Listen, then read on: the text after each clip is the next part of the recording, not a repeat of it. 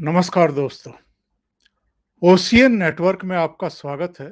मैं हूं ओमकार चौधरी।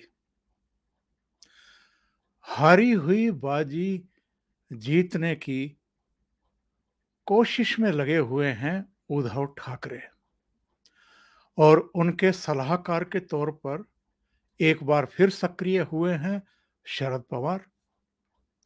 कांग्रेस के कुछ नेता और कुछ नेता नहीं, दिल्ली में मल्लिकार्जुन खड़गे प्रेस कॉन्फ्रेंस कर रहे हैं। मुंबई में पहुंच करके कमलनाथ बैठकों पर बैठकें किए जा रहे हैं। अशोक चौहान से लेकर के थोराट तक तमाम लीडरशिप लगी हुई है। उधर शरद पवार अकेले नहीं, उनके भतीजे और उप मुख्यमंत्री अजित पवार से लेकर के जयंत पाटिल, विलसे पाटिल सब लगे हुए हैं कि किसी भी तरीके से ये सरकार हाथ से नहीं जानी चाहिए। और कमाल की बात यह है कि जिन उद्धव ठाकरे के पास 169 विधायकों का समर्थन प्राप्त था जब ये सरकार बनी थी, उनके पास अब कितने बचे हैं? 114 एमएलए बचे हैं। शिवसेना के अपने 55 एमएलए थे, लेकिन उद्धव ठाकरे के पास अब कितने बचे हैं? केवल 13 एमएलए। 13 एमएलए जिस नेता के पास बचे हैं, उनकी सत्ता, उनकी कुर्सी, उनकी सरकार बचाने के लिए कांग्रेस और शरद पवार दोनों लगे हुए हैं। ममता बनर्जी का भी बयान आ गया। वो न्याय चाहती हैं उद्धव ठाकरे के लिए, लेकिन उनको न्याय देना भूल जाती हैं जिनके ऊपर उनके ही राज्य में हमले होते रहते हैं और ममता बनर्जी चुप्पी साधे बैठी रहती हैं। उनके न्याय की चिंता नहीं है, पर उनको दुख इस बात का हो रहा है कि उद्धव ठाकरे की कुर्सी क्यों जा रही है। उद्धव ठाकरे ने एक दांव खेला 23 जून को। उन्होंने जो बगावत करके इस समय गुवाहाटी के एक 5 स्टार होटल में ठहरे हुए हैं, तमाम एमएलए, शिवसेना के अधिकांश एमएलए और कुछ निर्दलीय भी, कुल मिलाकर के इनकी संख्या 50 से ऊपर चली गई है। और शिवसेना के ही 55 में से 40-42 एमएलए इस समय गुवाहाटी में हैं। एकनाथ शिंदे को इन्होंने कानूनी नोटिस भिजवा दिया।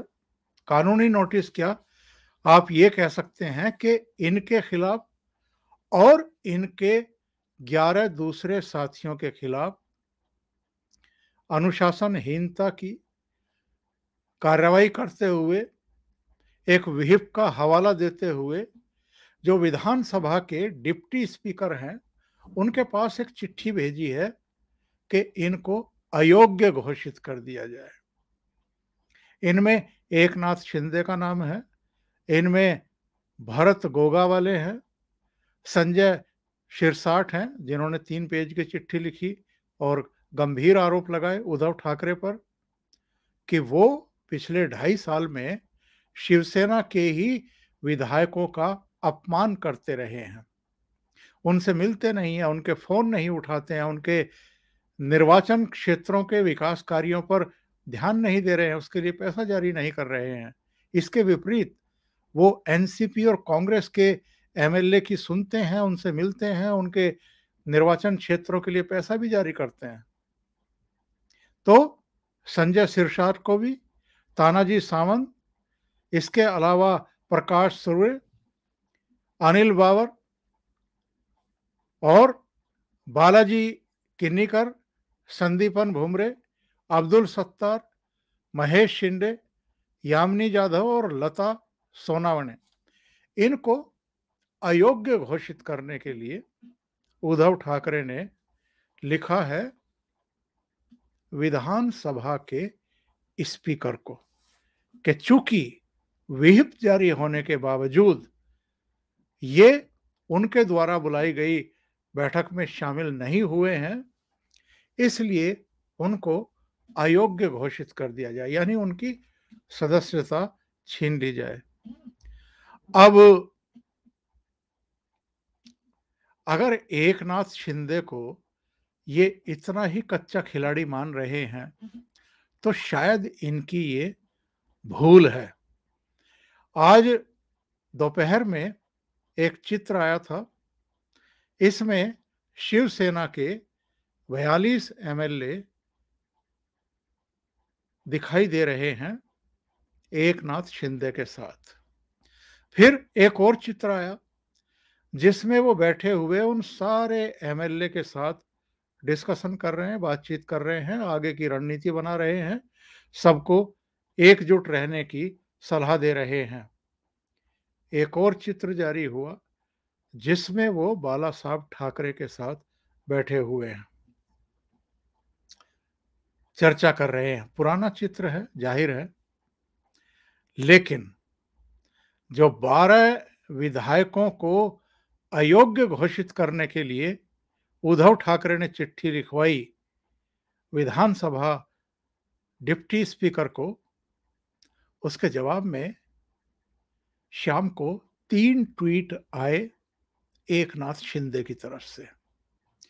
और ये ट्वीट क्या हैं, जो मराठी हमारे दर्शक हैं वो तो मराठी भाषा में हैं, तो वो इसको अच्छे तरीके से समझ सकते हैं, पढ़ भी सकते हैं। ये 3 ट्वीट उनके आए हैं एक के बाद एक। अब मैं आपको बताता हूं कि उन्होंने कहा क्या है। उन्होंने कहा है कि आप किसे डराने की कोशिश कर रहे हैं। हम आपका ये जो मेकअप आप करते हैं घटनाओं को, इनको भी जानते हैं और कानून को भी जानते हैं। संविधान की अनुसूची 10 के अनुसार व्हिप का प्रयोग जो विधानसभा के कार्य हैं केवल उनके लिए किया जाता है, जो सामान्य बैठक होती हैं उनके लिए नहीं किया जाता। और सुप्रीम कोर्ट के इस पर कई फैसले आ चुके हैं ऑलरेडी। दूसरे ट्वीट में उन्होंने कहा कि 12 विधायकों के खिलाफ कार्रवाई की अर्जी देकर आप हमें डरा नहीं सकते, क्योंकि हम आदरणीय बाला साहब ठाकरे के असली शिवसेना सैनिक हैं और हम ही असली शिवसेना हैं। इस वाक्य पर आपने गौर किया है? यानी शिंदे ने एक तरीके से शिवसेना पर दावा ठोक दिया है और खुद को ही असली शिवसेना करार दिया है इस ट्वीट में। तीसरे ट्वीट में उन्होंने लिखा है कि कानून भी जानते हैं, इसलिए धमकियों की भीख नहीं मांगते हम। कानून भी जानता है, इसलिए धमकियों की भीख नहीं मांगता। हम बिना नंबर के एक अवैध समूह बनाने के लिए आपके खिलाफ कार्रवाई की मांग करते हैं। बिना नंबर मतलब आपके पास अंक नहीं है, उतने एमएलए नहीं हैं, इसके बावजूद आपने अजय चौधरी को विधायक दल का नया नेता घोषित करवा दिया। तो हम आपके खिलाफ कार्रवाई की मांग कर रहे हैं कि आपके जो एमएलए हैं या आप जो कार्रवाई कर रहे हैं उस पर कानूनी कार्रवाई होनी चाहिए विधानसभा के डिप्टी स्पीकर की तरफ से। अब मैं आपको बताता हूं कि इस समय सिचुएशन क्या है। 288 का सदन है महाराष्ट्र का। एक एमएलए की डेथ हो गई थी जो शिवसेना से थे। 287 का सदन रह गया है। 287 के सदन में जिसके पास 144 एमएलए होंगे वो सत्ता में रहेगा, जिसके पास इससे कम है वो सत्ता में नहीं रह सकता। इस समय शिवसेना, निर्दलीय, एनसीपी, कांग्रेस, इन सब के मिलाकर के केवल 114 एमएलए रह गए हैं, यानी बहुमत से भी 30 कम हैं। शिवसेना में बगावत, निर्दलियों की ओर से भी बगावत, और 50 से ज्यादा एमएलए इस समय मुंबई छोड़कर के गुवाहाटी पहुंच चुके हैं, असम की राजधानी। एनसीपी के 53 अभी उनके साथ हैं, कांग्रेस के 44 अभी उनके साथ हैं, लेकिन उद्धव ठाकरे के पास 55 में से केवल 17 बचे हैं। और शाम को तो ये भी सूचना आ रही थी कि इनमें से 4 और टूट गए हैं, अब 13 बचे हैं। तो अगर ये सिचुएशन है तो फिर इनके पास 114 नहीं 110 एमएलए बचे हैं। और अगर शिवसेना में उद्धव ठाकरे के पास केवल 110 एक केवल 13 एमएलए बचे हैं, तो वो किस नैतिक आधार पर और कानूनी आधार पर मुख्यमंत्री बने हुए हैं जबरदस्ती, ये अपने आप में बहुत बड़ा प्रश्न है। जब फेसबुक लाइव में आए थे तो कह रहे थे, और कम से कम 15-17 बार कहा कि मैं इस्तीफा देने को तैयार हूं। कोई शिवसेना का विधायक मेरे सामने आकर के मेरे मुंह पर कहे मैं इस्तीफा दे दूंगा। वहां पर 50 से ज्यादा एमएलए होटल में रुके हुए हैं, वो तो चीख चीख करके कह रहे हैं कि आप कुर्सी छोड़ दीजिए। और आज तो एकनाथ शिंदे ने भी कह दिया कि उद्धव ठाकरे अपने पद से इस्तीफा दें। जहां तक भारतीय जनता पार्टी, एकनाथ शिंदे के समर्थक गुट, निर्दलियों और अन्यों का प्रश्न है, यानी एक तरफ सरकार के पास अब 110 या 114 एमएलए रह गए हैं, बहुमत खो चुकी है सरकार। दूसरी तरफ भारतीय जनता पार्टी है जिसके पास 164 एमएलए हैं। 106 भारतीय जनता पार्टी के खुद के, 38 शिवसेना के मान करके चलिए, और हालांकि जो शिंदे हैं वो कह रहे हैं कि हमारे पास 42 हैं शिवसेना के, लेकिन 38 मान करके चल रहे हैं। 106 बीजेपी के, 38 शिवसेना के जो टूट करके उनके पास पहुंचे हैं, और जो अन्य हैं और छोटे दल हैं उनके 20 एमएलए। यानी भारतीय जनता पार्टी अगर दावा करे तो वो सरकार बना सकती है, और यही वो तथ्य है। शरद पवार के चेहरे की हवाइयां उड़ी हुई हैं आज जो प्रेस कॉन्फ्रेंस करने आए, और उसमें जो धमकी दे रहे हैं शिवसेना के बागी विधायकों को कि उनको इसकी कीमत चुकानी पड़ेगी। आप उनके चेहरे के हाव भाव देखिए, वो वीडियो आपको मिल जाएगा जो प्रेस कॉन्फ्रेंस में आकर के वो बातें कर रहे हैं। हवाइयां उड़ी हुई हैं, उद्धव ठाकरे का बोल नहीं फूट रहा है। संजय राउत शिवसेना भवन गए थे, वहां जो उन्होंने बातचीत की, बाकी जो एमएलए बचे खुचे हैं उनके साथ मीडिया से जो बात की, हालत खराब, चेहरे का रंग उड़ा हुआ है। ये क्यों? क्योंकि इनको ये अच्छे तरीके से पता है कि सत्ता हाथ से निकलते ही कितना बुरा समय आने वाला है और शुरू होने वाला है।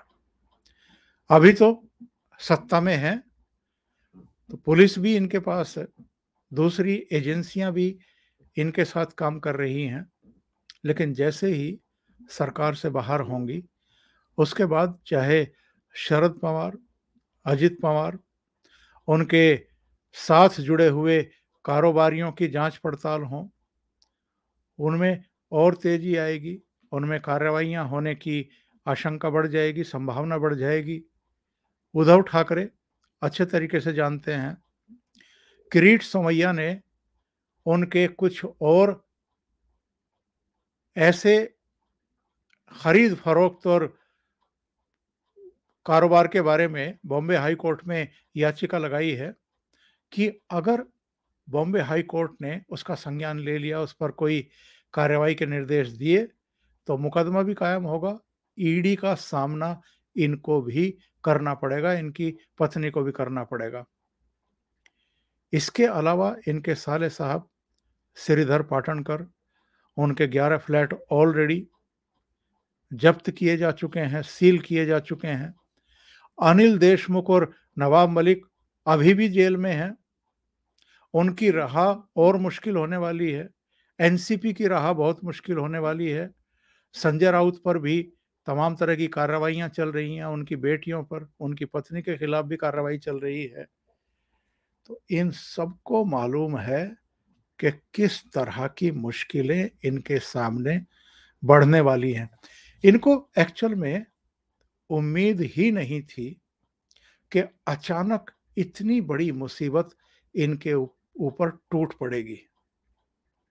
और सबसे हैरत अंगेज बात यह है कि मुंबई से 40, 45, 50 एमएलए निकल गए, वाया सूरत वो गुवाहाटी पहुंच गए, और इनकी पुलिस को, इनकी खुफिया एजेंसी को, इनको खुद को पता नहीं चला।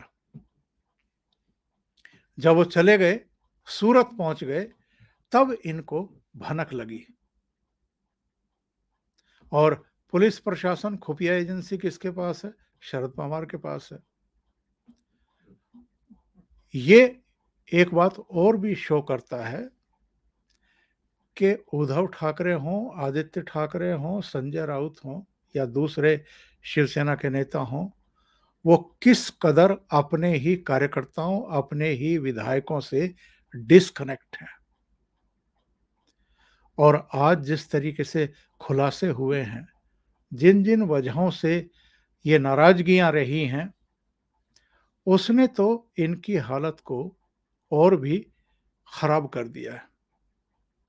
और ऐसा एक संदेश जा रहा है, ऐसी जानकारी मिल रही है लोगों को कि उद्धव ठाकरे अपने मन से, अपनी बुद्धि से, अपने विवेक से फैसले नहीं ले पा रहे हैं। वो उसी तरीके से एक छोटी सी कोठरी से घिरे हुए हैं जैसे किसी जमाने में सोनिया गांधी घिरी रहती थी, या जो वंशवादी परिवार होते हैं, चेहरे होते हैं, वो अक्सर कुछ सलाहकारों से घिरे रहते हैं और उन्हीं की सलाह पर उनका सब काम चलता रहता है। और संजय राउत हों, कुछ और उनके करीबी हों, उनकी वजह से जो जनता के द्वारा चुने गए जनप्रतिनिधि हैं, उनकी जो उपेक्षा हुई, उनका जो अपमान हुआ, और ऊपर से जो मूल मुद्दा है कि शिवसेना प्रमुख बाला साहब ठाकरे के बेटे उद्धव ठाकरे ने वो एक अलिखित संविधान भंग कर दिया मातोश्री का कि इस परिवार से कोई किसी संवैधानिक पद पर नहीं रहेगा। तो जो एक सम्मान, जो एक साख हुआ करती थी, वो भी खत्म हो गई। इसका खामियाजा आज उद्धव ठाकरे भुगत रहे हैं। किसी ने कल्पना नहीं की थी कि मातोश्री परिवार के खिलाफ भी इस तरह की बगावत हो सकती है और इतनी बड़ी टूट हो सकती है पार्टी में। अब नया खेल शुरू हुआ है, और नया खेल ये है कि उद्धव ठाकरे को एक तरीके से जो उनके मातहत काम कर रहे थे एकनाथ शिंदे और उनके संगी साथी जितने भी विधायक हैं, उन्होंने खुली धमकी दी है और शिवसेना पार्टी पर दावा ठोक दिया है कि वही बाला साहब ठाकरे के असली शिवसैनिक हैं और शिवसेना वही असली शिवसेना है। इसका मतलब ये है कि अब कानूनी लड़ाई शुरू होने वाली है। कई ऑप्शन थे जिन पर काम हो सकता था, लेकिन नहीं हो रहा है, पर अगले कुछ दिनों में होगा ये। एक तो एकनाथ शिंदे शिवसेना पर दावा ठोक चुके हैं। ये चुनाव आयोग तक जाएगा, ये विधानसभा तक जाएगा, ये बॉम्बे हाई कोर्ट और सुप्रीम कोर्ट तक जाएगा। इसमें फैसला होना है। दूसरे, एक संभावना ये थी कि क्या एकनाथ शिंदे भारतीय जनता पार्टी के समर्थन से सरकार बनाने का दावा ठोक सकते हैं। इसकी संभावना अभी नहीं है, जब तक कि कानूनी रूप से ये तय ना हो जाए कि शिवसेना का असली प्रमुख कौन बनने वाला है, उद्धव ठाकरे ही रहेंगे या एकनाथ शिंदे बनने वाले हैं। तीसरे, एक ये भी था, जो आज जो आपके जयंत पाटिल हैं, उन्होंने कहा, अजित पवार ने भी कहा, शरद पवार ने भी संकेत दिए कि विधायकों को वापस मुंबई लाया जाएगा। अब ये क्या गोद में उठा करके लाएंगे, जब तक वो खुद तैयार ना हो। भले ही संजय राउत ये दावा कर रहे हों कि 20, 21, 22 विधायकों के हम संपर्क में हैं, वो वापस आना चाहते हैं, लेकिन ये इतना आसान नहीं है। वो लोग तब तक वापस नहीं आएंगे जब तक सदन की कार्रवाई शुरू ना हो और शक्ति परीक्षण का दिन तय ना हो जाए। फिर चौथा, परेड हो गवर्नर के सामने, पता चल जाए किसके पास कितने विधायक हैं, ताकि पता चल सके कि कौन सरकार में रहने के लायक है, कौन नहीं है। और चूंकि भगत सिंह कोश्यारी जो महाराष्ट्र के राज्यपाल हैं, वो कोविड-19 से ग्रस्त हैं, इसलिए इस बात की संभावना है कि जो गोवा के गवर्नर हैं, उनके यहाँ इस मामले को शिफ्ट कर दिया जाए, उनको अतिरिक्त चार्ज दे दिया जाए और वहाँ ये सारी कानूनी कार्रवाई, जो भी फिजिकल उपस्थिति है, उस पर फैसला हो जाए। पांचवी संभावना, मामला अदालत में चला जाए, अदालत में फैसला हो। एक और, उद्धव ठाकरे इस्तीफा दे दें, लेकिन वो इस्तीफा दे नहीं रहे हैं, बल्कि उनको ना देने की सलाह संजय राउत से लेकर के शरद पवार और कांग्रेस की लीडरशिप दे रही है। वो आसानी से महाराष्ट्र की सत्ता को नहीं सौंपना चाहते भारतीय जनता पार्टी के। तो अभी ये लड़ाई लंबी चलने वाली है, लेकिन जो रुख एकनाथ शिंदे का है, जिस तरह वो गुर्राए हैं उद्धव ठाकरे पर और जिस तरह उन्होंने शिवसेना पर दावा ठोक दिया है, उससे ये लड़ाई अब बहुत तेज शुरू होने वाली है। अभी के लिए इतना ही। बहुत बहुत धन्यवाद। अगर आपको ये चैनल और इसके कंटेंट पसंद आ रहे हैं तो लाइक करें, कमेंट करें, वीडियो को शेयर भी करें। अभी तक अगर आपने ये चैनल सब्सक्राइब नहीं किया है तो सब्सक्राइब कर लें और साथ में लगे बेल आइकॉन को दबा दें, ताकि आगे आने वाले वीडियो और उनके नोटिफिकेशन आप तक पहुंचते रहें। बहुत बहुत धन्यवाद। नमस्कार।